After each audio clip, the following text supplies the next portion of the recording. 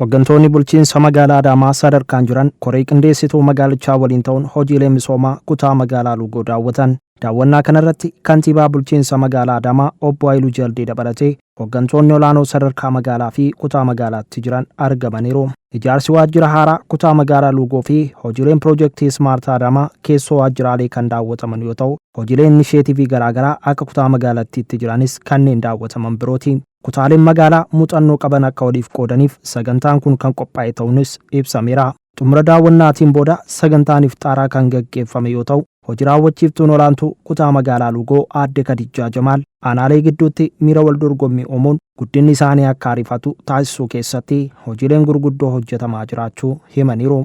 Aanaalee moodela gochuuf baasuuf deemnee jirra. Dhugaa dubbachuuf jalqabbii gaarii qabna. Sana bira dabarreetu torban sadii dura yoo qorannu zoonii moodela ta'uu baasuu jalqabneerra. Zoonii moodela ta'u barreechaan zoonii moodela ta'u lama ni qaba.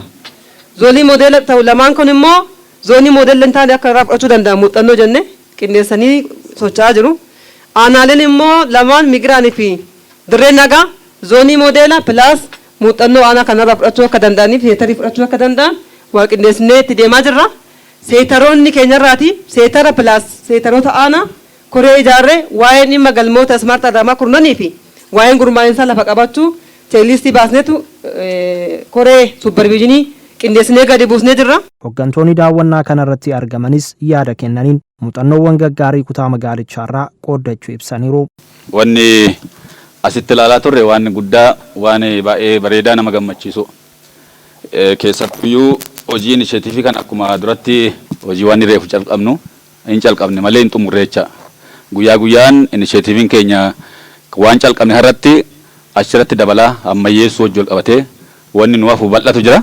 Fayyadamummaa uummataa mirkaneessuu keessatti galmoota qabanne san karaa guutta'een wanni calqabne san bu'aa isaa madaaluu eegallee jirra jecha. Karoora keenya keessatti yeroo karoorfannu galmoota gurguddoo afranii magaalaa jennee qabanne san milkeessuu keessatti ga'een inni taphatu guddaadha waan ta'eef keessatti waajjiraalee irraa kaasee iddoo mijataa gochuu waan jedhu san yoo ilaalle baay'eetti deemamee jira jechuudha. Waan muuxannoo ta'uu danda'u argannee jirra. Kun immoo keessatti miira hojii kaka'umsa hooggansa keessatti uumuu danda'a waan ta'eef kanaaf nullee waan gaarii irraa barannee jirra waan jedhu sanan qaba. Itti gaafatamaan waajjira paartii magaalaa Adaamaa obbo Ashannaa fi Ajjamaa gama isaaniin kutaaleen magaalaa muuxannoo akka wal jijjiiranii fi qindoomina isaanii cimsuun galma tokkoof akka hojjetan taasisuun kan itti fufu ta'uu himaniiru. Iddoo hojiin gaariin jiru ka'umsa ta'uu waan danda'uuf hin babal'ifnaa jechuudha. Hin babal'ifna.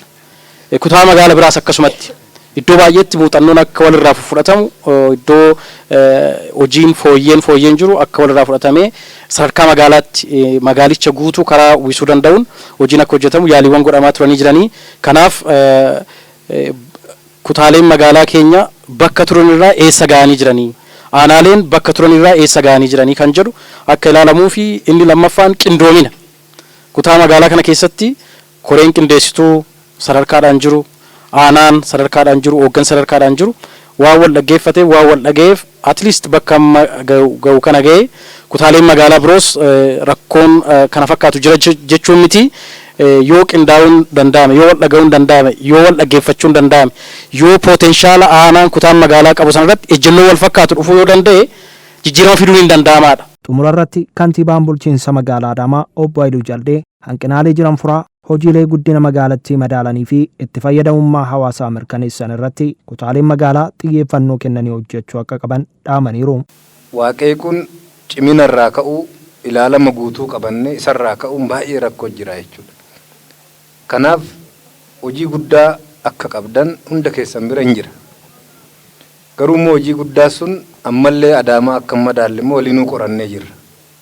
Kutaaleen magaalaa hundinuu sarkaadhaan waan itti wal caalan qabu, waan ittiin sarkaa wal qixaarra jiran jiru. Garuu kaayyoon keenya inni guddaan ida'amuu qabatamaan lafaa buufnudha. Inni guddaan dubbanne waan ta'eef. Kanaafuu yoo hojjanne waan kam hojjechuu akka dandeenyu agarsiiftuu hedduun jira.